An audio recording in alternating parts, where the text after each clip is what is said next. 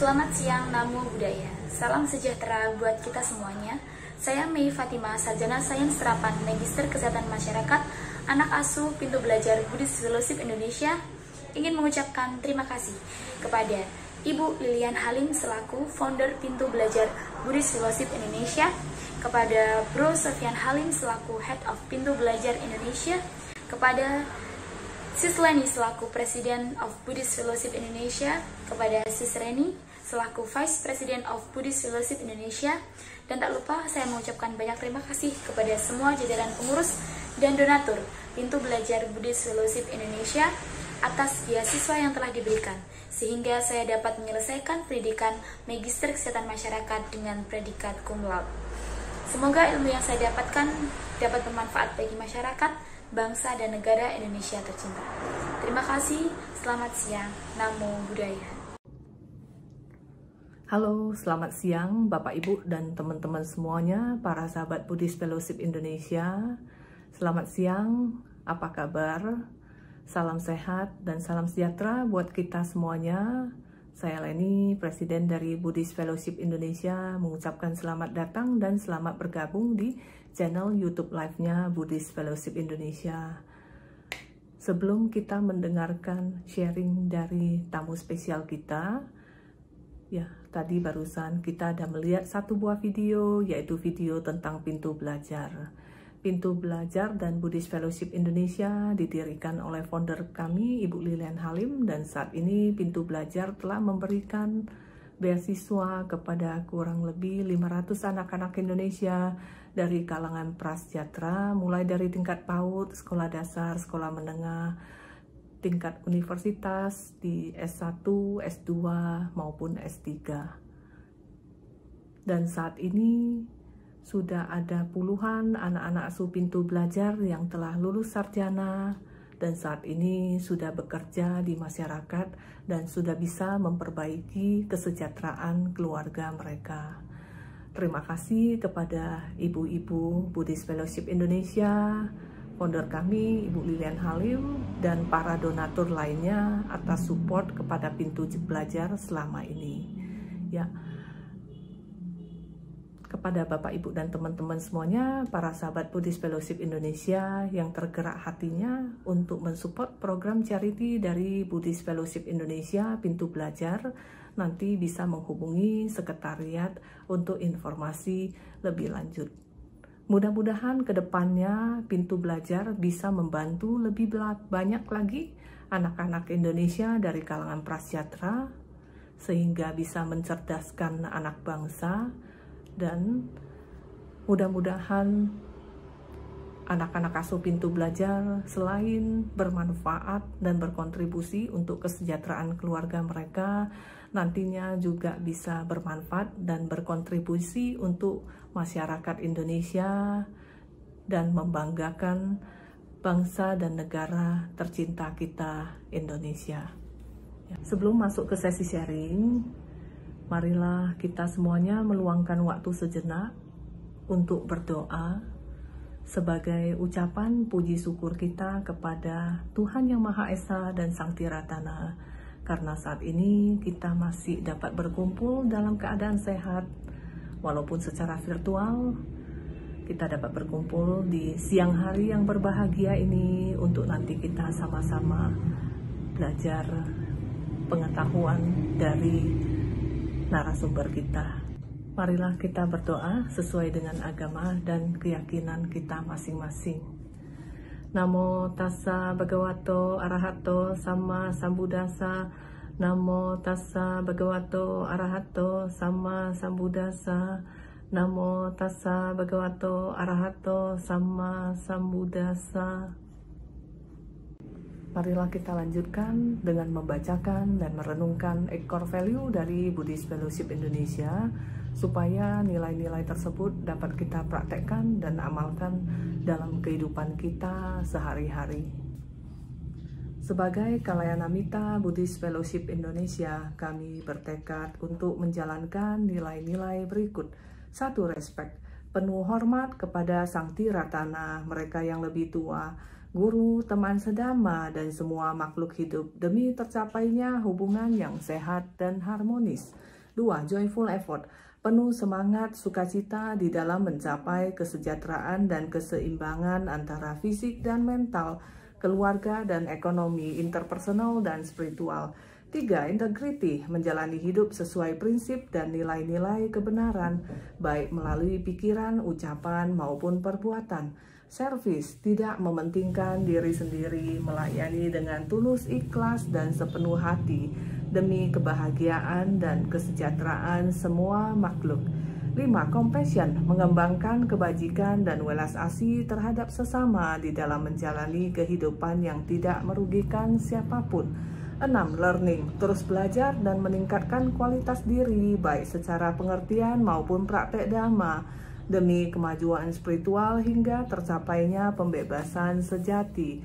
7. Self-reflection, melakukan introspeksi diri, mengembangkan kesadaran dan kebijaksanaan, penuh rasa syukur di dalam menjalani kehidupan yang penuh makna.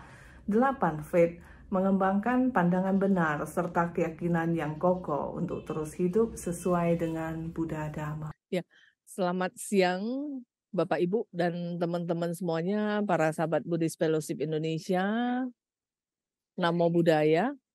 Salam sehat dan salam sejahtera buat kita semuanya. Ya, hari ini kita kedatangan seorang tamu istimewa, Dr. Susianto, yang nanti akan membagikan pengetahuannya kepada kita semua tentang Miracle of Vegan. Itu keajaiban vegan yang beliau juga menulisnya dalam sebuah buku. Nanti kita kupas ya. Oke, ya. Dan saat ini di siang hari ini Dr. Susianto sudah hadir di layar. Kita sapa terlebih dahulu. Ya, selamat siang Dr. Susianto. Namo Buddhaya. Apa kabar Dr. Susianto? Kabar baik. Ya, saat ini lagi berada di mana Dr. Susianto? Saya tadi malam baru pulang dari Malaysia. Setelah kita iya. Ya, karena ada beberapa seminar dan juga penelitian di sana. Ya. Dan Dr. Susianto juga baru pulang dari ini ya, road trip ya, ada ke beberapa negara ya. Ke negara mana aja selama 1 bulan ini, Dr. Susianto? Sudah dalam 3 bulan ini sebetulnya. Mulai dari awal September, kami ada konferensi di India, di sekolah dan juga di rumah sakit. Namanya World Vegan Organizations Conference dan Vegan Festival. Dilanjut di Himalaya, itu di Nepal ya. Di Nepal di 3 kota, di Taman Lumbini, kemudian di ibu kotanya Kathmandu, dan juga di Pokhara. Itu kota yang dekat sekali dengan kaki gunung Himalaya. Lalu sambung lagi dengan Vegan Festival di Bali, di Ubud ya. Dan sebagai pengetahuan Bapak Ibu semua, kita cukup bangga Ubud Bali sudah terpilih dalam 2 tahun berturut-turut ya, 2021 dan 2022 sebagai daerah yang paling ramah vegan nomor 2 terbaik dunia ya. Jadi itu luar biasa. Cara ngitungnya itu adalah berapa jumlah kafe atau vegetarian vegan per 100.000 penduduk. Nah, itu cara mereka menentukan rankingnya. Lalu setelah itu saya sambung lagi ke Washington DC di Amerika. Saya diundang untuk bicara tentang perkembangan fasilitas vegan di Indonesia yang luar biasa, membuat orang-orang Amerika semuanya angkat topi ya sama Indonesia. Kita punya 30 vegetarian and vegan school ya. Kemudian kita punya 3 khusus vegan school ya, tidak ada campuran vegetarian. Kemudian kita punya 7 vegetarian and vegan hospital, rumah sakit. Kita punya 4 universitas ya, dan sekolah tinggi vegetarian dan vegan, dan kita punya 4 hotel vegetarian dan vegan. Jadi itu yang saya laporkan di Amerika. Kemudian setelah itu kita kembali ke Jakarta. Di Jakarta itu kita memiliki sebuah konferensi yang sangat vegan festival yang sangat panjang yang belum pernah kita lakukan di Indonesia. Biasanya kita cuma sekitar 3 hari, 4 hari, tapi yang di Jakarta kemarin 10 hari. Cukup panjang dan cukup capek semuanya. Dan yang terakhir yang sangat menarik adalah di Surabaya. Sebelum saya ke Singapura, Malaysia, kami lakukan di Surabaya, dan kita mencatat rekor dunia di Muri dan di Lethbridge, ya, sebuah lembaga untuk rekor dunia juga, sebagai the biggest vegan festival in the world, ya. Jadi vegan festival terbesar di dunia dengan luas area vegan festival sekitar 0,5 hektar, ya, atau 5.000 meter persegi, dan jumlah tenda terbanyak 144 tenda. Setelah itu saya ke Singapura, kerjasama dengan beberapa anggota parlemen, dan di situ ada istilah grassroots leader gitu, ya. Nah, kami kerjasama untuk seminar-seminar di community center di Sisi, dan kemudian di sekolah-sekolah di Malaysia, dan juga saya penutupan pemberian penghargaan kepada peserta dengan achievement terbaik dalam 21 hari diet vegan. So, 21 days whole food vegan diet. Ada yang luar biasa, triglyceridnya kita maksimal bisa 150. Ada salah satu peserta kita, seorang pasien, sampai 667 triglyceridnya.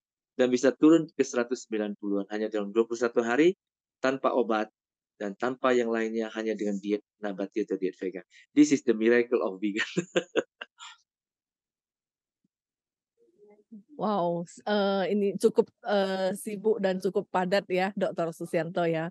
Sekali. Ya, kami dari Buddhist Fellowship Indonesia mengucapkan terima kasih Anumodana Dr. Susianto di sela-sela kesibukannya masih menyempatkan waktunya untuk berbagi pengetahuan kepada kita semua. Ya, terima kasih Anumodana Dr. Susianto. Ya, oke. Di layar satu lagi sudah ada Sis Mei Fatima, ya. Sis Mei Fatima adalah moderator kita pada siang hari ini untuk memoderasi sesi sharing dengan Dr. Susianto dengan topik The Miracle of Vegan, dan Sis Mei Fatima juga adalah salah satu anak asuh Pintu Belajar Buddhist Fellowship Indonesia yang sudah menyelesaikan studinya S2 Magister Kesehatan Masyarakat di Universitas 11 Maret. Ya, semoga ilmu yang didapatkan dapat bermanfaat buat keluarga, masyarakat, bangsa, dan negara Indonesia kita yang tercinta. Baik, terima kasih Sisleni atas perkenalannya. Yang luar biasa. Ya, baiklah. Mungkin Bapak Ibu dan teman-teman semuanya sudah sangat ingin mendengarkan sharing tentang The Miracle of Vegan, karena kita tahu bahwa di saat sekarang ini juga di sosial media dan mungkin di promote pariwisata, ya sering kita mendengar tentang vegan ya. Mungkin bagi Bapak Ibu yang belum terlalu familiar, mungkin menyamakan vegetarian dan vegan. Nah, ternyata itu tentu saja ada perbedaannya. Mungkin teman-teman dan masyarakat Indonesia bisa lebih mengenal Dr. Susianto. Mungkin Sis Mei bisa memperkenalkan sedikit tentang Dr. Susianto ya. Silakan, terima kasih. Baik, Sisleni, terima kasih. Mungkin kepada rekan-rekan semua, kepada Bapak Ibu yang join juga, ingin mengenal lebih dekat lagi tentang narasumber kita yang sangat luar biasa sekali. Jadi Dr. Susianto, MKM, beliau merupakan lulusan dari Dr. Gizi Kesehatan Masyarakat, Fakultas Kesehatan Masyarakat di Universitas Indonesia, dengan lulusan summa cum laude. Dan beliau saat ini juga ternyata aktif mengajar sebagai dosen di Pasca Sarjana Kesehatan Masyarakat Tikes Kuningan. Tak hanya itu, beliau juga aktif di berbagai organisasi, terutama yang mengusung tema vegan. Beliau saat ini menjabat sebagai Presiden World Vegan Organization, Presiden Vegan Society in Indonesia, dan beliau juga menjabat sebagai Ketua Yayasan Tempe Internasional. Tak hanya itu juga, beliau juga aktif menulis berbagai judul buku, terutama tentang vegan dan juga tempe, yang diantaranya adalah Diet Enak ala Vegetarian, The Miracle of Vegan, Gizi Ibu Hamil Vegan, Gizi Anak Vegan, fakta ajaib khasiat tempe, vegan itu mudah, dan terakhir tadi tempted the tempe, dan kemudian selain menulis berbagai buku, beliau juga aktif memberikan konsultasi, salah satunya di Perkin Elmer Singapura, Indonesia RIP Office, dan juga di bagian gizi Royal Progress Jakarta. Terima kasih Bu Leni dan juga Mbak Mei. Sebetulnya kita dulu udah pernah ya sekali ya dengan Buddhist Fellowship, dan saya selalu dalam 2 tahun ini, saya merasa kalau saya bicara presentasi dengan slide gitu ya, di dalam online, itu biasanya agak aneh itu, kayak saya ngomong sendiri gitu. Tapi kalau biasa kita ngajar di kampus ya, atau kita seminar di seminar umum itu agak ada interaktifnya, karena kita bisa lihat orang gitu. Jadi memang pengalaman saya dalam mengajar maupun nguji mahasiswa S1, S2 itu kalau nguji terpaksa di masa-masa Covid, ngujinya bimbing mahasiswa, skripsi, tesis juga melalui Zoom gitu ya, sehingga agak kayaknya membosankan. Jadi saya tadi berbicara sama Bu Leni, sama Mbak Mei, lebih baik kita dalam bentuk interaktif, sehingga lebih lebih menarik, lebih hidup. Tapi nggak apa-apa, kita akan mulai dengan beberapa introduction, dan tentunya saya sangat menyarankan kalau Bapak Ibu ingin melihat slide-slide yang saya sudah bikin dalam beberapa video, maka untuk lebih mendetail dan lebih mendalam bagi yang interest ya, yang berminat, kalau enggak apa-apa. Silakan masuk ke YouTube. Kita punya YouTube channel namanya The Science of Vegan. Ilmu tentang vegan atau ilmu nabati, makanan nabati. Di situ saya bikin ada sekitar puluhan video ya. Dan videonya saya sengaja bikin singkat, 8 menit sampai 10 menit. Tapi karena saya bicara per video adalah per topik, per gizi atau per penyakit ya. Contoh bicara tentang omega 3, 6, 9. Bicara tentang kalsium, bicara tentang zat besi. Jadi walaupun cuma 8 menit tapi cukup mendetail ya. Jadi saya juga nggak mau panjang-panjang karena biasanya orang bosan gitu ya. Coba kita bayangkan, dengar saja bosan apalagi baca gitu. Kalau mahasiswa terpaksa dengar, karena butuh nilai kan. Tapi kalau umpamanya seminar umum ya biasanya agak membosankan kalau panjang lebar. Mahasiswa terpaksa dengar karena dia butuh dengar, dia butuh ujian, dia butuh kuliah, dan karena dia butuh dapat nilai. Jadi saya pikir gini, saya suka bicara singkat, walaupun bahan itu sebetulnya adalah bahan ajar kita 1 semester di kampus. Tapi kalau dalam 1 seminar mungkin 1 jam ya. Cuman saya yakin tidak semua keserap ya. Mahasiswa saja butuh 1 semester untuk belajar, tapi dalam sebuah seminar umum biasanya cukup 1 jam, 2 jam, saya nggak yakin semua bisa keserap. Makanya saya tidak suka bicara panjang lebar, mendingan kita to the point.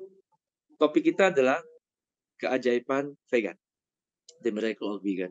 Ini memang salah satu seperti yang Bu Leni tadi bilang, itu menjadi salah satu topik buku saya ya.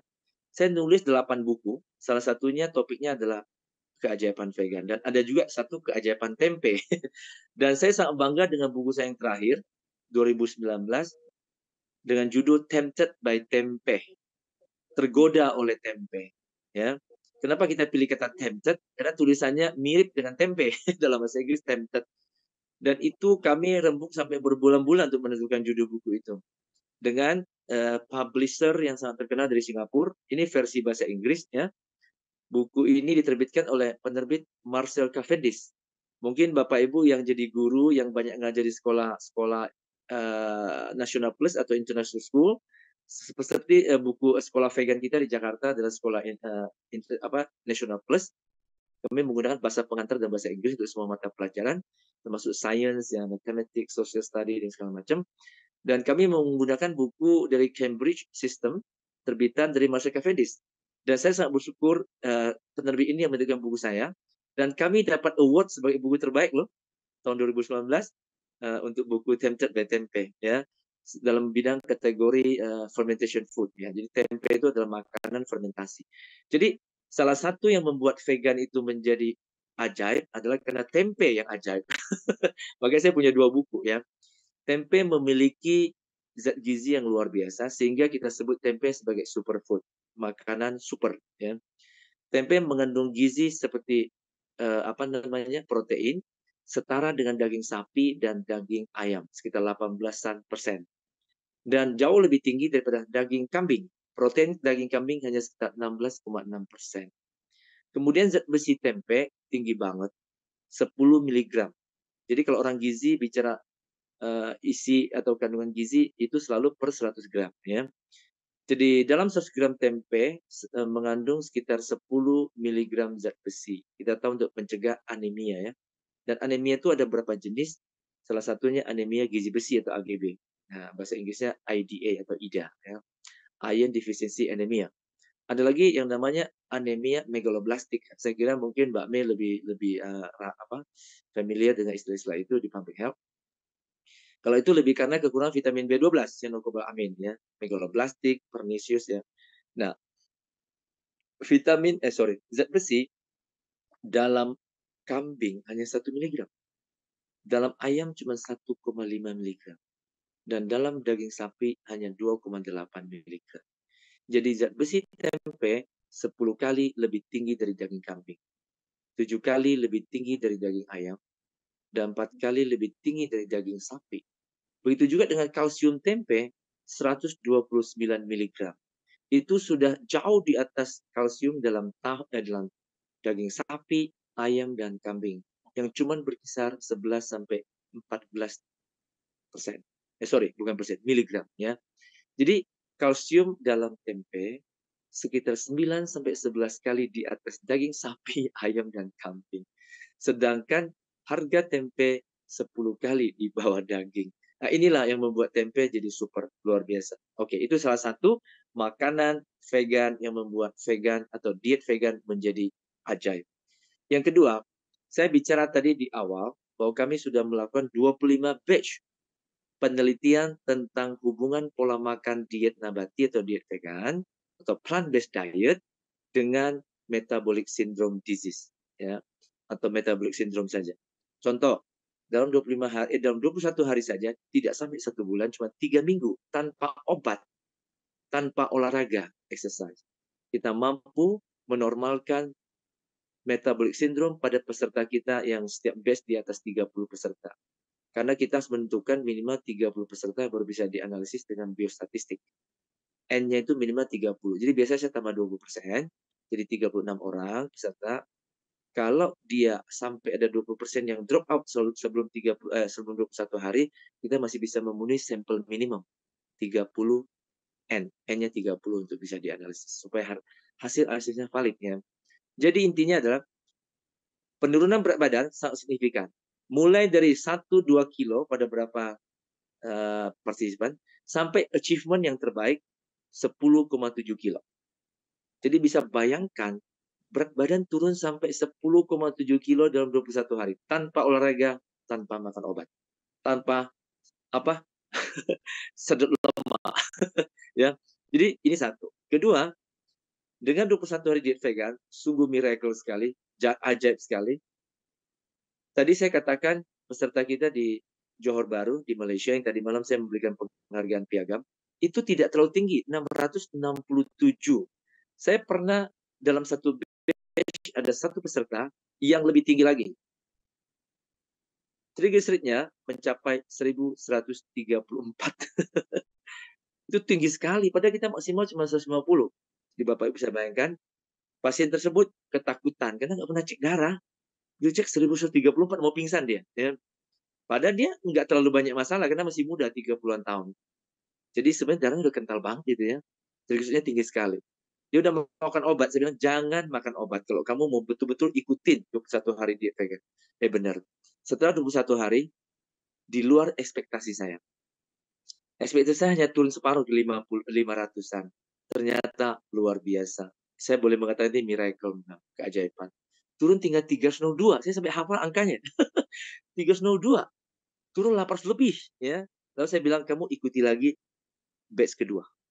21 hari lagi. Setelah 21 hari lagi, dia udah di bawah 150. Udah normal, tanpa obat. Kemudian ada pasien yang 145, saya hafal dari malam. Karena tadi malam saya habis pembagian, baru ke airport gitu. Dari Malaysia pulang ke Jakarta. Jadi, dari 145/91, itu udah hipertensi. Ya. Di atas 140/90 sudah hipertensi tahap 1. Jadi, pasien kita ini 145/91. Setelah 21 hari, ibu ini turun ke berapa? 125 bukan 25, 114. Coba bayangin. 120 udah bagus. Per 81. 114/81, luar biasa. Itu sudah normal sekali ya, termasuk saya. Saya ini sudah ABG loh, Mei. ABG saya bukan anak baru Iya, gede, tapi baru gocap. Biasanya orang-orang seperti saya di atas 50 susah mempertahankan iya, tensi. Saya masih bisa 120/80, bagus sekali. Kalau saya diet 21 hari tanpa gorengan dan tanpa tambahan gula, saya bisa mencapai 115/75. Itu luar biasa bagusnya. Kemudian satu lagi kemarin mencapai achievement yang terbaik 5,7 kilo ya waktu yang di mana yang di Johor. Lalu triglyceride tadi udah saya sampaikan, total kolesterol ada pasien yang sampai 274. Padahal kita maksimum berapa? 200 ya untuk total kolesterol, dia turun ke 126. Sungguh miracle. Lalu satu lagi bad kolesterol, kolesterol jahat itu LDL, low density lipoprotein. Kita maksimum boleh 100. Pasien yang satu ini 203. Jadi 2 kali lipat di atas normal. Turun ke berapa? 73. Sudah di bawah maksimum. Dan yang terakhir ada yang apa tuh namanya? Lingkar pinggang ya. Tahu lingkar pinggang untuk laki-laki sama wanita? Maksimal untuk laki-laki 90 cm. Wanita 80 cm. Nah, kita punya satu ini responden luar biasa. Dia 91. Wanita padahal. Berarti kan kelebihan 11 ya. Dia bisa turun ke berapa? 79 jadi normal ya. Dan yang terakhir adalah gula darah. 195 turun ke 118. Hanya 21 hari dan mungkin Bapak Ibu pernah dengar Hippocrates, bapak kedokteran dunia. Beliau mengatakan, let your food be your medicine. Jadikanlah makananmu sebagai obat. Nah, kami betul-betul membuktikan dengan penelitian-penelitian di kampus maupun di masyarakat, kita membuktikan pernyataan Hippocrates memang benar. Kami bisa menormalkan semua metabolic syndrome, sindroma metabolik ya, seperti tadi hipertensi, kolesterol tinggi, gula tinggi, trigliserid tinggi, lemak tinggi, kemudian juga apalagi lingkar perut tinggi, berat badan yang berlebih, itu semua bisa jadi normal tanpa dengan obat tapi dengan makanan. So, food is medicine. Makanan adalah obat. Seperti pernyataan dokter Bapak Kedokteran Dunia, Hippocrates.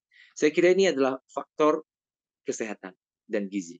Faktor lingkungan, FAO, Food and Agriculture Organizations, organisasi pangan dan pertanian di bawah WHO, di bawah PBB, Perserikatan Bangsa-Bangsa atau United Nations, pernah menerbitkan sebuah penelitian yang sangat panjang, dan Mei tahu saya memberikan ini sebagai tugas UTS bagi mahasiswa S2 saya. Buku ini atau artikel ini sangat luar biasa. Dia menyebutkan livestock long shadow. Jadi perjalanan panjang dari sektor peternakan hewan ternak. Selama ini kita selalu percaya yang memberikan greenhouse gases terbanyak gas rumah kaca, yaitu CO2, karbon dioksida, N2O, di nitrogen oksida atau nitrogen oxide bahasa Inggrisnya, kemudian CH4, methane atau metana. Ini adalah gas rumah kaca yang memberikan kontribusi terhadap penyebab global warming, pemanasan global. Kita percaya industri, ternyata industri hanya 16% kontribusi. Kita percaya lagi transportasi, wah ini knalpot mobil semua bikin kotor. Ternyata transportasi darat, udara, dan laut digabung jadi satu, hanya 13%. Bapak Ibu tahukah, kontributor terbesar sebagai penyebab pemanasan global adalah sektor peternakan. Menurut laporan FAO, yaitu sebanyak 18%. Ya. Lalu tadi Bu Leni sempat singgung, ada perbedaan antara vegetarian dan vegan. Kenapa saya sangat mempromosikan vegan? Karena vegetarian masih mengonsumsi susu dan telur dan produk olahannya. Dan telur itu, terutama kuning telur, kolesterolnya juara nomor 2. Tinggi banget. 1.500 mg. Setelah otak. Otak itu 2.000 mg. Jadi kuning telur masih jauh lebih tinggi kolesterolnya dari di atas daging, seafood, jeroan, dan yang lain-lainnya. Dan ada beberapa mitos yang mau saya laporkan di sini. Banyak orang percaya santan kelapa, minyak kelapa, kemudian apalagi durian mengandung kolesterol, dan itu tidak benar. Mereka tidak kenal gizi, mereka tuh nggak ngerti gizi baru ngomong begitu ya. Jadi Semua produk nabati tidak mengandung kolesterol sama sekali, termasuk durian, santan, dan minyak kelapa. Saya bulan September, tanggal 2 September itu Hari Kelapa Sedunia. Saya sempat bicara dengan Ibu Ayu, Ayu Dia Pasha, seorang pemain sinetron. Biasa jadi ibu-ibu ya, main sinetronnya. Judul kami adalah Santan Antara Cinta dan Benci. Karena banyak orang cinta sama santan, tapi banyak juga yang takut sama santan. Karena takut santan mengandung kolesterol, dan itu tidak benar ya. Lalu kami memilih peserta dengan komentar terbaik. Nah, terpilihlah satu peserta dengan komentarnya yang terbaik jadi juara satu. Komentarnya bunyinya begini: aku lebih cinta santan daripada mantan. Itu. Jadi itu juara satu itu. Keren. Lalu yang kedua, sektor peternakan juga memberikan bukan hanya greenhouse gases yang menyebabkan global warming, tapi juga pencemaran lingkungan yang luar biasa ya, dari kotoran hewan ya, dan penggunaan air yang sangat boros dibandingkan perkebunan tanaman pangan. Contoh, untuk menghasilkan 1 kilogram daging sapi menggunakan air lebih banyak 200 kali lebih tinggi daripada untuk menghasilkan 1 kilogram potato, katakanlah kentang. Untuk menghasilkan 1 kalori atau kilokalori kita sebut protein hewani membutuhkan sumber daya alam lebih banyak 12,5 kali lebih tinggi daripada menghasilkan 1 kalori protein nabati. Dan yang tertinggi itu adalah kayak kalkun, kambing ya. Itu tinggi banget termasuk telur ya. Itu menghabiskan banyak sumber daya alam. Padahal protein tertinggi bukan di daging, bukan di telur, bukan di susu, bukan di ikan. Ikan maksimal 25%, termasuk seafood. Daging maksimal 23%. Ya. Kemudian telur rendah sekali, maksimal 13,9%. Padahal kacang-kacangan, terutama kacang kedelai, 34%. Kalau produk kedelai Indonesia di Grobogan di Jawa Tengah, nah, Mei kan dekat kan di Solo ya, juga Jawa Tengah, itu Grobogan menghasilkan bibit unggul kedelai bisa mencapai 40% proteinnya, tertinggi di dunia. Saya pernah diundang ke Amerika untuk melihat perkebunan kedelai dan jagung ya, di daerah Minnesota, pokoknya daerah tengah selatan ya. Itu di daerah banyak yang perkebunan kedelai. Kedelai di Amerika maksimal 36% proteinnya ya, kalah dengan Indonesia. Itulah beberapa data tentang miracle of vegan ya. Baik itu gizi maupun secara lingkungan. Dan terakhir saya ingin membuat satu pernyataan untuk untuk membenarkan mitos lah ya. Maka dalam buku saya The Miracle of Vegan ya, dan vegan itu mudah. Saya tulis satu bab, satu chapter khusus judulnya topik mitos dan fakta. Salah satu mitos yang sangat berbahaya adalah bahwa susu dianggap sebagai minuman yang paling tinggi kalsiumnya. Itu tidak benar. Kalsium susu hanya 118 mg dalam 100 gram susu. Ya, itu kalsiumnya. Dan itu jauh di bawah agar-agar yang 400 mg. Bahkan jauh di bawah biji wijen, 1160 mg kalsium. Semua kacang-kacangan kalsiumnya di atas susu sapi.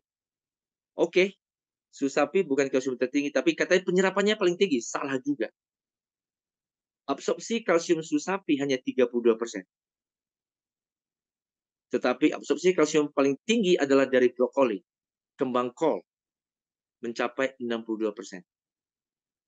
Kemudian absorpsi kalsium dari lobak, dari sawi, bok choy, sekitar 50%. Jauh di atas absorpsi kalsium susu sapi. Yogurt fermentasi susu sapi juga hanya 120 mg. Rendah kalsiumnya. Ya. Jadi ini beberapa fakta ilmiah yang kita perlu tahu. Bahkan tahu saja absorpsinya sudah sama 31-32% absorpsi kalsium tahu, setara dengan susu sapi. Tetapi kandungan kuantitatif kalsium dalam tahu 2 kali di atas susu sapi. Kalsium tempe saja di atas susu sapi 129. Sedangkan tadi Susapi hanya 118. Jadi begitu Bu Leni dan juga Bu Mei, itu pengantar saya begitu hebatnya fungsi manfaat makanan nabati baik untuk kesehatan manusia dan juga kesehatan bumi ya. Sebelum kita lanjutkan ke sesi tanya jawab, ya, marilah Bapak Ibu dan teman-teman semuanya kita saksikan satu buah video persembahan dari Pintu Belajar Buddhist Fellowship Indonesia. Video tersebut menggambarkan merupakan potret dari salah seorang anak asuh Pintu Belajar yang berada di Singkawang, Kalimantan Barat. Ya, kita tahu bahwa Pintu Belajar adalah program edukasi di bawah naungan Buddhist Fellowship Indonesia yang saat ini sudah memberikan beasiswa kepada kurang lebih 500 anak-anak Indonesia dari kalangan prasejahtera mulai dari tingkat sekolah PAUD, sekolah dasar, sekolah menengah sampai di universitas baik di strata 1, strata 2 maupun strata 3. Ya. Kita saksikan terlebih dahulu satu buah video persembahan dari Pintu Belajar, kita persilakan.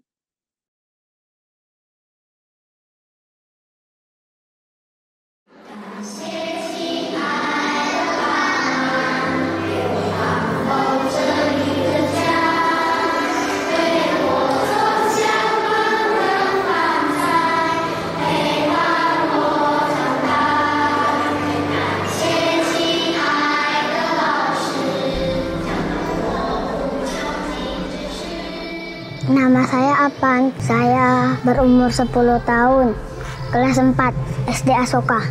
Dan di samping saya ada adik saya yang berumur 5 tahun. Saya biasa pergi sekolah sendiri jalan kaki.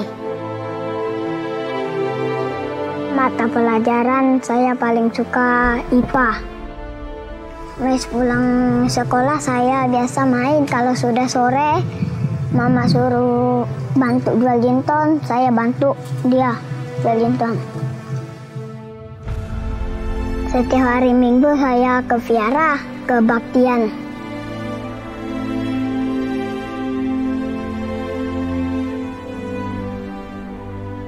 Pekerjaan mama saya menoreh karet. Biasa dia pergi jam 5, pulangnya jam 11 siang.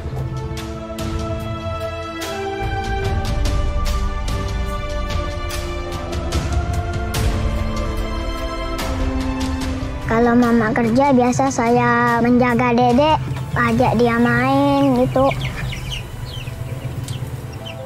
Bapak biasa kerja bangunan. Kalau sekarang dia nggak kerja karena sakit pinggul.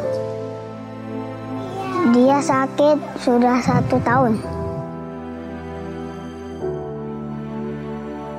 Cita-cita saya menjadi pemain bola. Harapan saya buat sembuhkan Bapak.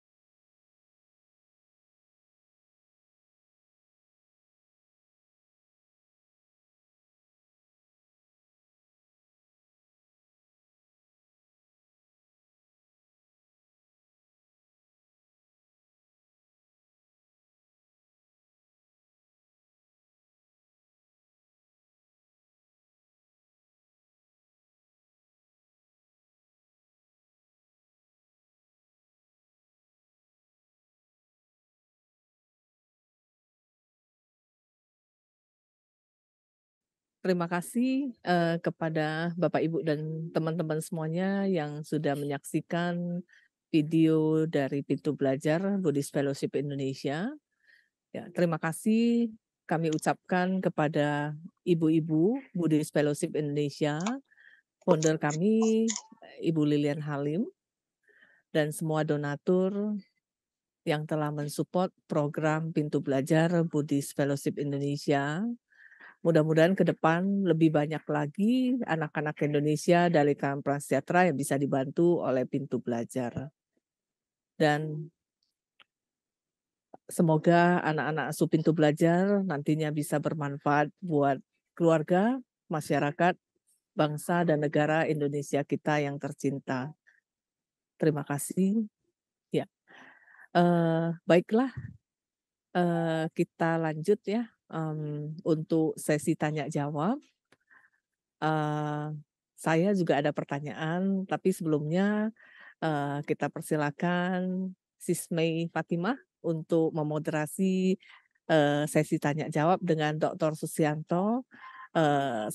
Saya lihat sudah ada beberapa pertanyaan dari para audiens ya. Silakan Sis May, terima kasih.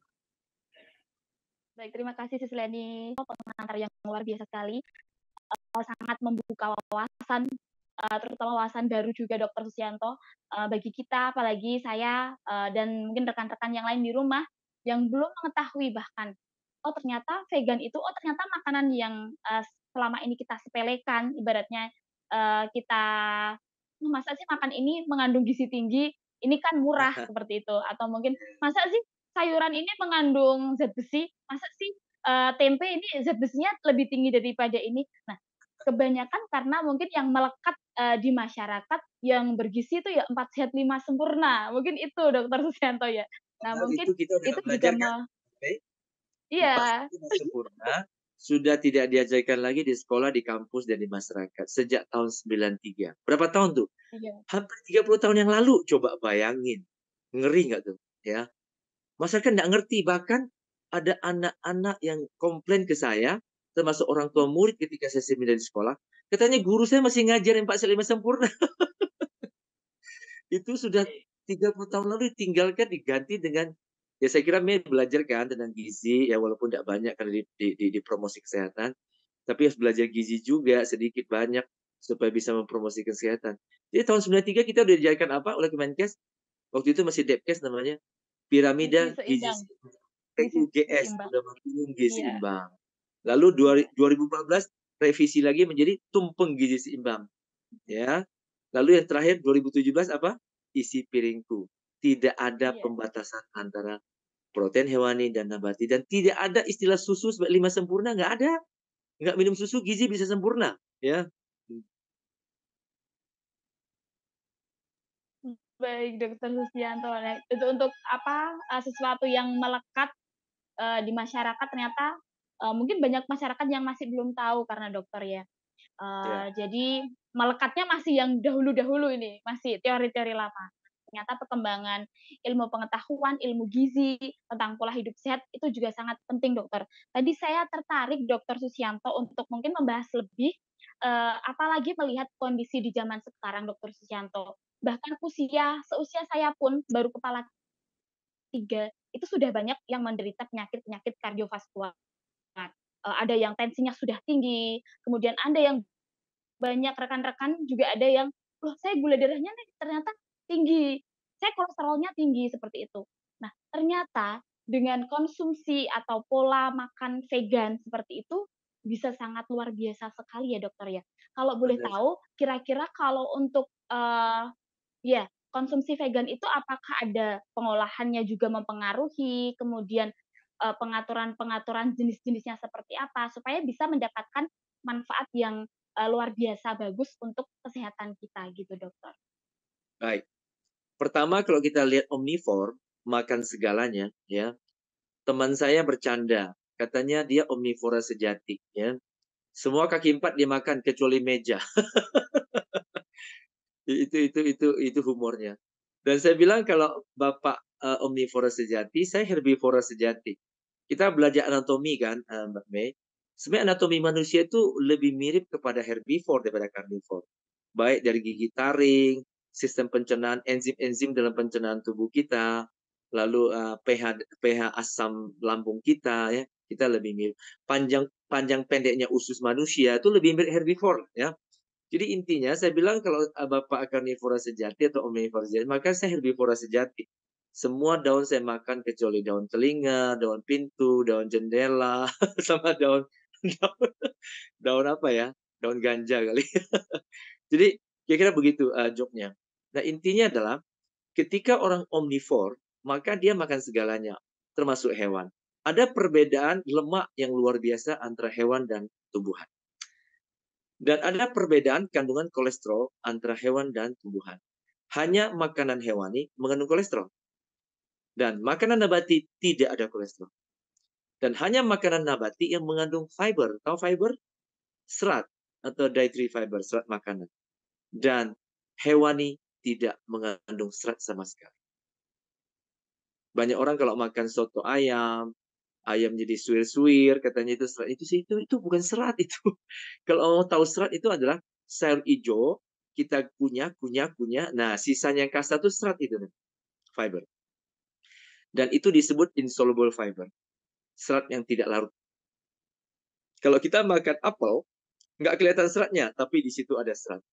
Namanya soluble fiber, serat yang larut. Sehingga fungsi serat memperbanyak bakteri baik dalam usus kita, dalam sistem pencernaan kita. Dan imunitas atau ketahanan tubuh seorang manusia terletak pada apa? Kesehatan sistem pencernaannya, yaitu bakteri-bakteri baiknya. Jadi serat dalam tumbuhan menaikkan imunitas. Daging hewan yang lain tidak mengandung serat sama sekali. Gimana mau meningkatkan tahanan tubuh? Ya. Kemudian hewan mengandung kolesterol. Jelas itu sudah pasti memberi kontribusi kan? Seperti yang Mbak Meng ngomong, teman-teman kadar kolesterol tinggi. Betul. Tidak semua kolesterol darah datang dari makanan. Sebagian besar disintesa oleh dalam tubuh kita itu oleh apa? Oleh liver, ya? Oleh hati. Dan tahukah kita apa bahan baku untuk membuat kolesterol? Nah, ini yang banyak orang hanya tahu separuh gitu. Hanya tahu separuh lalu udah ngomong, kolesterol bukan karena makanan, jadi makan kolesterol nggak apa-apa gitu dari hewan. Tapi dia nggak tahu. Dia cuma tahu tubuh membuat kolesterol dari liver, tapi apa bahan baku liver dia? Apa bahan baku kolesterol? Dia nggak ngerti, dia cuma sampai stop di situ aja. Jadi berbahaya sekali gitu loh. Ya. Ternyata bahan baku pembuat kolesterol itu adalah, terutama kolesterol jahat ya LDL, adalah asam lemak jenuh. Dan asam lemak jenuh atau saturated fat itu banyak di hewani. Sedangkan di nabati, kebanyakan lemaknya lemak tidak jenuh atau unsaturated fat. Dibagi dua jadi MUFA dan PUFA. Monounsaturated fatty acid dan polyunsaturated fatty acid. Ya. Jadi minyak-minyak tertentu termasuk MUFA, minyak tertentu termasuk PUFA dari minyak nabati. Jadi, kalau konsumsi hewani dalam tubuh bukan saja kontribusi kolesterolnya, lemak jenuhnya akan dirubah jadi kolesterol jahat. Dan kolesterol jahat itu akan meningkatkan risiko jantung, stroke, hipertensi yang kita sebut penyakit kardiovaskular. Sedangkan konsumsi nabati, termasuk tadi vegetarian, kenapa masih bisa kolesterol tinggi? Ya masih makan terus susu, gimana? Terus di samping kolesterol tinggi juga lemak jenuhnya tinggi, susu juga, terutama whole milk ya, susu full cream, itu juga lemak jenuhnya tinggi, kolesterolnya juga tinggi. Jadi keju tinggi juga kolesterolnya, gitu loh. Dalam textbook ilmu gizi, keju termasuk yang kolesterol tinggi, ada bintangnya tuh, ya kalau dalam tabel. Jadi kalau dia masih vegetarian, jelas masih bisa kolesterol tinggi. Nah, sekarang pertanyaan saya, kenapa vegan masih bisa kolesterol tinggi? ini yang aneh kan? Nah, makanya diet 21 hari kami tidak boleh gorengan. Karena apa? Kalau tadi kita vegan tidak konsumsi hewani sama sekali, termasuk susu dan produk susu atau dairy product, termasuk telur dan olahannya, kita sudah nggak ada sumber kolesterol. Kita sudah meminimize sumber lemak jenuh. Sehingga kalau kita konsumsi nabati alias vegan, plant-based, maka kita punya lemak jenuhnya itu sudah lebih banyak. Lemak jenuh kita udah dikit dan lebih banyak lemak tidak jenuh. Dan lemak tidak jenuh dia adalah lawan daripada lemak jenuh. Kalau lemak jenuh menaikkan kolesterol jahat, sedang lemak tidak jenuh dari nabati menurunkan kolesterol jahat. Sehingga menurunkan kadar kolesterol kan dalam tubuh, termasuk menurunkan risiko kardiovaskular, jantung, stroke, hipertensi. Tetapi pertanyaan saya, Jadi sebetulnya kalau orang makan daging, hewan, kolesterol tinggi saya nggak heran. Trigliserid tinggi saya nggak heran. Lalu orang vegetarian masih kolesterol tinggi, saya juga nggak heran ya. Tetapi kalau vegan kolesterol tinggi ya kita perlu heran. Tetapi juga tidak heran karena dia masih banyak konsumsi gorengan. Minyak ketika digoreng pada suhu tinggi akan sebagian berubah jadi lemak trans. Lemak trans atau trans fatty acid bisa berfungsi menaikkan kolesterol jahat dalam tubuh. Dia bukan bahan baku seperti lemak jenuh dalam hewan, tapi dia berakibat atau mengakibatkan kenaikan kolesterol jahat. Jadi kalau vegan banyak gorengan, tetap bisa menaikkan kolesterol. Saya kira itu mekanismenya. Mei. Baik, terima kasih Dr. Susianto atas penjelasannya. Penting sekali untuk memilih bahan, tetap memperhatikan juga proses pengolahannya Betul. supaya kita bisa mendapatkan hasil yang maksimal buat tubuh. Seperti tadi di awal ya dokter ya, makananmu itu adalah obatmu, itu yang membentuk diri kamu, seperti itu. Betul. Mungkin dari Sis Leni ada pertanyaan Sis Leni? Atau mungkin ini juga sudah ada pertanyaan yang menunggu dokter, karena menarik sekali. Karena tadi ada pernyataan dari Mbak Mei yang terakhir ingin saya kasih tambahan ya tentang kamu adalah apa yang kamu makan ya. Jadi itu ada pepatah bahasa Inggris mengatakan you are what you eat ya. Jadi kamu adalah apa yang kamu makan. Dan dalam pepatah Chinese kuno juga ada yang baik sekali. Namanya adalah Ping Chong Kou Ru. Artinya penyakit masuk melalui mulut ya. Jadi itu sama itu antara pepatah Chinese kuno dengan pepatah Inggris itu. Saya kira itu bagus ya. Silakan Bu Leni. Ya, thank you Dr. Sus atas sharingnya yang sangat bermanfaat sekali buat kita semua dan masyarakat Indonesia. Thank you juga Mei yang sudah memoderasi sesi sharing ini. Ya, Dr. Susianto, saya ada pertanyaan, izin bertanya ya, Dr. Sus. Dr. Sus, kalau anak-anak ya, orang tuanya vegan, nah kemudian anaknya diasuh dari bayi, ingin membiasakan anak itu vegan juga. Tapi kita tahu bahwa dari kecil kan kalau salah satu asupan makanan anak itu adalah susu ya, Dr. Sus ya. Ya. Ya, nah jadi itu bagaimana ya Dr. Sus, vegan kan kita tahu bahwa tidak meminum atau mengkonsumsi yang dari hewani ya. Ya. Untuk melengkapi gizi tersebut bagaimana Dr. Sus? Terima kasih. Ya. Sebetulnya yang terutama adalah ASI eksklusif selama anak dari 0 sampai 6 bulan. Itu adalah policy dari pemerintah dan negara-negara lain. Jadi yang penting itu harus kita lakukan. Tapi kalau tidak mampu, biasanya perlu dibantu. Jadi setelah 6 bulan baru kita kasih MPASI, makanan pendamping ASI. Dulunya disebut PASI, pengganti ASI. Nggak boleh dipakai lagi. Kenapa? Nah, tidak ada makanan yang bisa menggantikan ASI. ASI adalah makanan terbaik pemberian Tuhan untuk anak kita 0 sampai 6 bulan. Tidak perlu makanan lain, cukup gizi selama 6 bulan. Ya. Jadi itu adalah panduannya. Contoh kasus adalah anak saya yang kedua. Yang kedua malah dari kandungan sudah vegan. Sehingga saya kasih nama Vegania. Ya. Sedangkan anak pertama, Shanti, itu dari kandungan vegetarian, tapi ketika dia berumur 12 tahun, dia ikut kami jadi vegan. Tetapi si Vegania dalam kandungan sudah vegan, ya. Jadi dia sampai sekarang udah 12 tahun tetap vegan. Dan ketika kecil, setelah 6 bulan memberikan ASI, atau katakan 4 bulan bagi yang tidak mampu 6 bulan, sebetulnya panduan yang benar itu setelah 6 bulan, dikasih MPASI, tapi ASI tetap diteruskan sampai 2 tahun.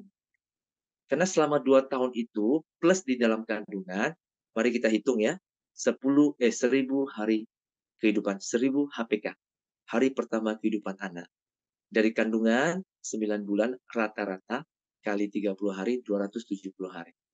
Dari 0 tahun sampai 2 tahun balita itu adalah 2 dikali 365 hari. Berapa itu? 730. Tambah dalam kandungan 270. Persis 1000 hari HPK. Ini cara paling baik untuk memenuhi kebutuhan gizi dan mencegah stunting dan kurang gizi.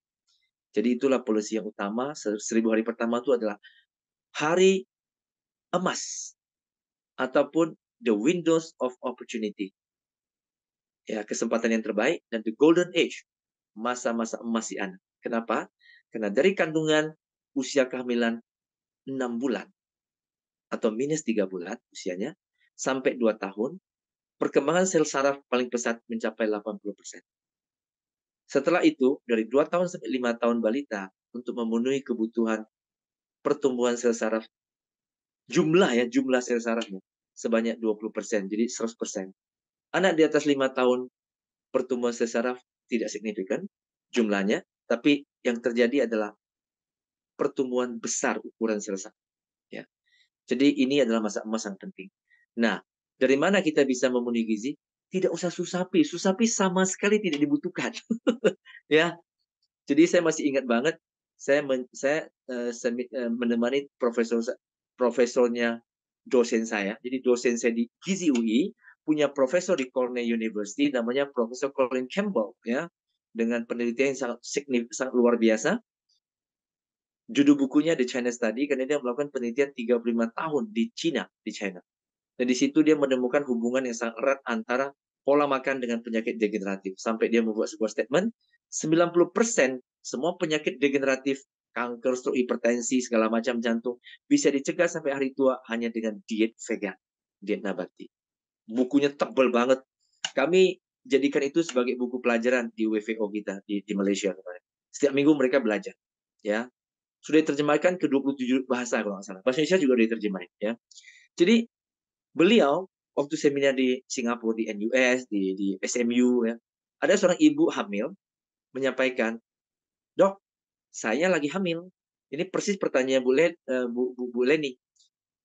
Saya disuruh minum susu. Ada susu ibu hamil namanya. Mana ada sih susu ibu hamil?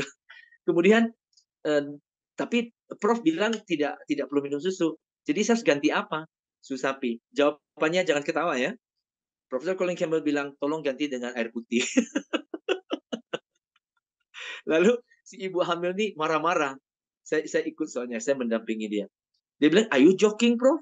Kamu bercanda ya?" Lalu Prof saya bilang, "I'm not joking." Kenapa? Memang kamu nggak butuh susu. Jadi sama sekali kita nggak butuh susu untuk memenuhi kebutuhan gizi. Ya, kalau kita perhatikan, sebetulnya semua kebutuhan kita itu bisa dipenuhi dengan ibu. Saya mau tanya Bu Leni, dulu ketika tidak ada susu formula sapi, anak kita hidup semua kok, ya, nggak ada yang mati karena nggak ada susu formula itu, ya. Jadi secara umum, memang Tuhan sudah memberkati seorang ibu memberikan ASI. Dan ASI adalah pemberian terbaik. Saya kasih tahu ya. Gizi ASI bisa berubah sesuai dengan kebutuhan gizi pertumbuhan si anak. Susu kaleng, susu formula nggak bisa. Segitu ya segitu. Nggak bisa ada berubah. Kalau ada berubah ada setannya di dalamnya. Ya. Jadi kalau susu ASI, dia betul-betul produksi sesuai kebutuhan pertumbuhan si bayi. 1 bulan butuh protein sekian. ASI memberikan sekian. Pertumbuhan anak 2 bulan, sekian, 3 bulan, itu luar biasa. Benar-benar itu adalah karunia Tuhan yang luar biasa. Jadi, saya mau pastikan, tidak ada kebutuhan minum susu sapi. Kalaupun masih mau, saya rekomendasi susu formula soya. Kenapa? Karena susu soya, kandungan proteinnya lebih tinggi dari susu sapi. Saya sudah tulis di Instagram kita, silakan baca. Ya, saya sudah bikin posternya. 100 gram susu soya mengandung 4,2% protein. 100 gram susu sapi dengan konsentrasi yang sama, karena ini minuman kan, bukan bubuk kan, hanya mengandung 2,9% protein. Jadi mana yang lebih tinggi protein? Susu soya. Ya. Dan susu soya tidak menyebabkan laktos intoleransi atau laktos intoleransi laktosa.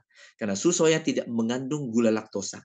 Hanya susu sapi, susu hewan, susu mamalia mengandung gula laktosa. Sehingga tubuh manusia tidak diciptakan oleh Tuhan memiliki enzim laktase yang tinggi. Sehingga kita tidak mampu mencerna gula laktosa yang tinggi pada susu sapi. Sehingga gejalanya adalah diare.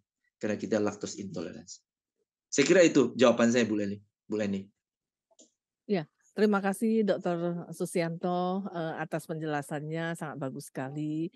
Dokter Sus, ini ada satu pertanyaan lagi. Ya, Dokter Sus, kita tahu bahwa kalau biasanya wanita ya terutama ketika memasuki masa menopause atau usia senja, ya, biasanya kemungkinan besar dan persentasenya terkena osteoporosis itu tinggi ya, sekali, Dokter Sus betul. ya. Dan Mm-mm. kita tahu bahwa di mana-mana ya dipromot bahwa, ada susu yang, kadar kalsiumnya tinggi yang bisa mencegah osteoporosis untuk wanita menopause atau, memasuki usia senja ya. Nah, Ya. eee Nah, jika seseorang itu, ingin vegan, nah bagaimana menyikapinya itu Dokter Sus? Apakah ada pengganti, yang dapat mencegah osteoporosis dari, Ya, vegan? Makanan apa kalau boleh tahu Dokter Sus? Terima ya. kasih. Sebetulnya ini sudah saya bahas di awal tadi saat di pengantar atau introduction. Kalsium paling tinggi yang benih susu sapi. Sudah saya sampaikan tadi. Jadi kalau ada susu yang mengklaim kalsium tinggi itu bukan sumber asli, tapi adalah fortifikasi. Mbak Mei tahu fortifikasi? Belajar kan di sekolah, di kampus? Fortifikasi itu adalah pengayaan atau enrichment. Kita sebut diperkaya, diperkaya.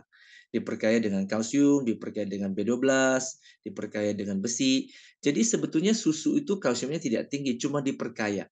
Kalau mau diperkaya, susu soya juga bisa diperkaya. Beras pun bisa diperkaya. Air putih aja bisa dikasih fortifikasi kalsium kok, air putih. Jadi intinya gini, kalau yang namanya kalsium tinggi itu sudah pasti fortifikasi. Karena susu sapi sendiri kalsiumnya nggak tinggi, bukan yang tertinggi ya.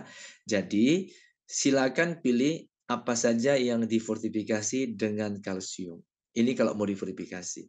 Yang kedua, kita bisa konsumsi makanan tinggi kalsium yang notabene lebih tinggi pada nabati daripada hewani. Contohnya apa tadi? Tempe, tahu, apalagi wijen, apalagi agar-agar dan semua kacang-kacangan dan daun hijau tua atau daun-daun vegetable, sayur-sayuran hijau tua, ya. Itu semua kalsium tinggi. Dan penyerapannya lebih bagus. Contohnya brokoli tadi kan. Apalagi cauliflowers, kembang kol, loba, sawi, bok choy. Itu semua penyerapan kalsiumnya jauh lebih tinggi daripada susu sapi, ya. Jadi itulah kira-kira tanggapan saya. Tidak ada masalah sama sekali. Jadi fortifikasi adalah kata kunci dan Kementerian Kesehatan kita lebih mengarahkan fortifikasi daripada suplementasi. Apalagi kalau bicara suplementasi, lebih gampang dan itu dosisnya tinggi banget dan sebetulnya itu tidak terlalu baik ya. Karena terlalu banyak dosis tinggi melebihi kebutuhan tubuh juga membuat menjadi masalah bagi tubuh. Sehingga banyak penelitian efek samping daripada dosis tinggi suplementasi. Tetapi kalau fortifikasi sesuai kebutuhan tubuh AKG. Tahu AKG ya Mbak Mei? Angka kecukupan gizi ya atau recommended dietary allowance ya RDA kalau di Amerika. Jadi itu kira-kira komentar saya. Jadi sama sekali nggak ada masalah. Mama saya vegan sudah lama banget ya, tapi tulangnya bagus sekali waktu dicek waktu dicek desti tulangnya. Dia nggak pernah minum susu seumur hidup, mama saya. Ya, kalau minum susu muntah dia. Ya, ya. Diare karena banyak orang tua laktos intoleran. Bukan hanya orang tua lah, seluruh orang Asia 80% laktos intolerance. Tapi hampir 70-80% orang bule, orang barat apa? Gluten intolerance. Makanya sekarang banyak makanan gluten free, gluten free. Lah kita nggak takut dengan gluten, orang Indonesia nggak masalah dengan gluten ya. Kita kuat makan gluten dari kecil, makan pau, makan mie, makan apa. Jadi itu kan gandum mengandung gluten. Jadi beda, beda inilah yang disebut sebagai nutraceutical. Bukan pharmaceutical, tapi nutraceutical. Nutri itu makanan dari nutrition, gizi. Jadi memang ada perbedaan genetik orang barat sama orang timur, orang Asia. Kita ada perbedaan genetik yang menyebabkan kita alergi terhadap atau intoleransi terhadap beberapa jenis makanan. Saya kira itu. Ya. Ya, terima kasih Dokter Susianto atas sharingnya yang sangat bermanfaat sekali buat kita semua di siang menjelang sore hari ini ya. Dokter Sus, ini ada pertanyaan sedikit yang tadi mengenai tempe yang kandungannya sangat bagus sekali ya. Nah, kalau Ya, tempe itu mungkin untuk tidak mengurangi kandungannya itu apakah boleh goreng ya? Digoreng nggak begitu bagus ya. ya? Jadi semua makanan tadi udah saya Hmm, bahas, semua mhm, makanan apakah itu nabati atau hewani mhm, tetap dipengaruhi oleh cara pengolahan makanan. Dan yang mmm, terjelek adalah bakar atau panggang mmm, yang langsung kena api. mhm, Kemudian yang kedua adalah goreng, mmm, lalu seterusnya tumis, mmm, dan lebih baik lagi adalah direbus atau dibikin kuah mmm, atau semur, dan mmm, yang tentu yang paling sehat adalah dikukus. Dan yang mmm, lebih sehat lagi, tapi hanya terbatas untuk sayur buah adalah makan raw food. Jadi boleh mmm, dibikin jus atau dibikin smoothie. Apa perbedaan smoothie dengan jus, tahu kan? Kalau jus kita pakai juicer, kita pisah seratnya. Kalau smoothie seratnya tetap kita makan, tapi dalam bentuk smoothie di blender gitu, bukan juicer. Saya mmm. kira itu. Oke, terima kasih Ya, Dokter Sus atas sharing-nya yang sangat sama-sama. bermanfaat sekali buat kita semua. Terima kasih Anum Terima Odana, kasih ya, Bu Leni eee, dan Mbak Mei. kami ucapkan terima kasih dari Buddhist Fellowship Indonesia, Dokter Sus. Sama-sama. Ya, kita dokumentasikan satu ya Dokter Sus ya. Boleh.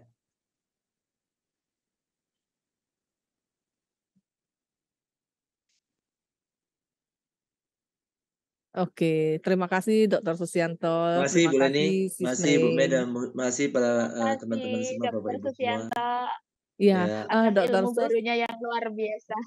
sama-sama. Ya Oke, Bu Dokter Leni. Sus, untuk Ya, melengkapi, sesi sharing ini, mungkin Dokter Sus bisa memberikan sedikit closing statement atau oh, pesan-pesan kepada kita semua dan masyarakat Indonesia terkait, the miracle of vegan. Terima kasih. ya. Baik. Jadi vegan itu sehat untuk tubuh dan juga sehat untuk bumi kita karena sangat ramah lingkungan dan tentunya lebih murah, ya. Dan tentunya itu sangat berdampak positif kepada kesehatan mental. Karena apa? Karena menurut WHO, Lembaga Kesehatan Dunia, apa itu sehat? What is health? Health is not only physical health, but also mental and social health. Jadi sehat bukannya sehat fisik, tapi juga sehat mental dan sehat sosial. Sehingga makanan-makanan nabati sudah memenuhi banyak sekali penelitian sehat untuk fisik dan sehat untuk mental. Lebih simpatik kepada kehidupan, lebih menghargai semua bentuk kehidupan, lebih mengasihi semua bentuk kehidupan, bukan cuma manusia, tapi juga kepada para hewan. Bahkan kami menyebut hewan bukan binatang dalam bahasa Inggris, tapi kita menyebutnya our fellow animal. Hewan adalah saudara-saudara kita, mereka juga makhluk hidup, mereka juga bisa merasa sakit karena dia punya nervous system. Ketika dilukai, dia juga akan sakit, ya, sama kayak manusia. Jadi itulah sebabnya kenapa kita mengklaim, saya tulis gede-gede di saya punya Wellness Vegan Center, vegan is the most ethical, healthy, and environmental friendly. Jadi vegan adalah pola hidup, gaya hidup yang sangat etis, sangat sehat, dan sangat ramah lingkungan. Dan satu lagi quote saya, bahwa vegan is a new culture and civilization. Vegan adalah sebuah budaya dan peradaban baru. Dan sebagai closing, saya mengutip statement dari seorang pemenang hadiah Nobel perdamaian dari Rusia, namanya Leo Tolstoy.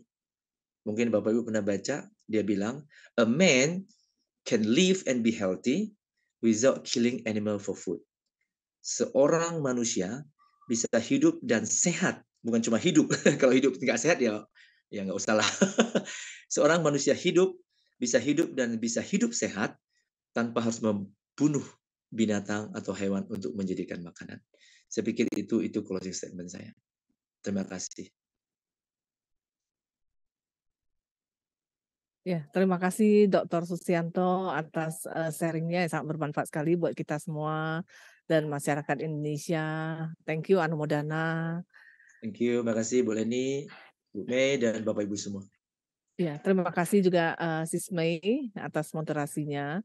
Dan terima kasih juga Bapak, Ibu, dan teman-teman semuanya, para sahabat Buddhist Fellowship Indonesia yang telah menyaksikan sharing dari Dr. Susianto di channel YouTube Buddhist Fellowship Indonesia. Ya, sampai ketemu lagi di kesempatan berikutnya. Terima kasih semuanya. Bye-bye. Bye. Selamat siang, Namo Buddhaya. Salam sejahtera buat kita semuanya. Saya Mei Fatimah, Sarjana Sains Terapan Magister Kesehatan Masyarakat, anak asuh Pintu Belajar Buddhist Fellowship Indonesia, ingin mengucapkan terima kasih kepada Ibu Lilian Halim selaku founder Pintu Belajar Buddhist Fellowship Indonesia, kepada Bro Sofian Halim selaku Head of Pintu Belajar Indonesia, kepada Sis Leni selaku President of Buddhist Fellowship Indonesia, kepada Sis Reni selaku Vice President of Buddhist Fellowship Indonesia, dan tak lupa saya mengucapkan banyak terima kasih kepada semua jajaran pengurus dan donatur Pintu Belajar Buddhist Fellowship Indonesia atas beasiswa yang telah diberikan, sehingga saya dapat menyelesaikan pendidikan Magister Kesehatan Masyarakat dengan predikat cum laude. Semoga ilmu yang saya dapatkan dapat bermanfaat bagi masyarakat, bangsa dan negara Indonesia tercinta. Terima kasih, selamat siang, Namo Buddhaya.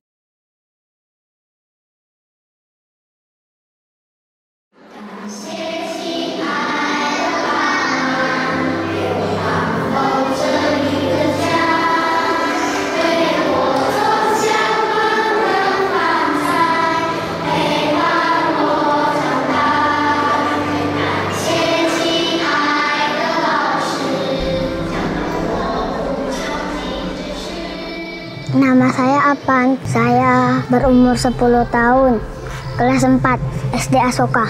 Dan di samping saya ada adik saya yang berumur 5 tahun. Saya biasa pergi sekolah sendiri jalan kaki. Mata pelajaran saya paling suka IPA.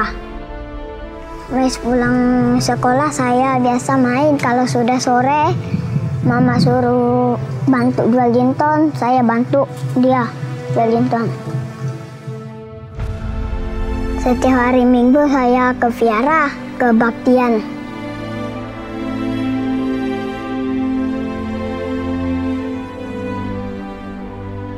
Pekerjaan mama saya menoreh karet. Biasa dia pergi jam 5, pulangnya jam 11 siang.